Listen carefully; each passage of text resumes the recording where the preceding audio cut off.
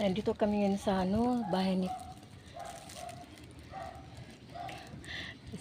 yung pinuntahan namin ngayon, importante lang kaya nandito kami ngayon. Buti nakuan ba narumduman na mo ang iyang balay. Kapitan. Ito si Kambal, oh. Pareho kami ng t-shirt pero nakaano siya. I love Teresa daw.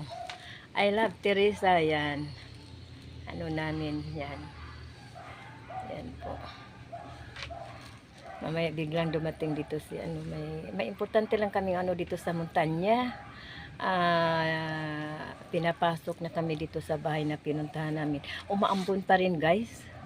Ayan yung niya, nilito yung cottage niya. Kubo, parang bahay kubo pa. Parang cottage yan.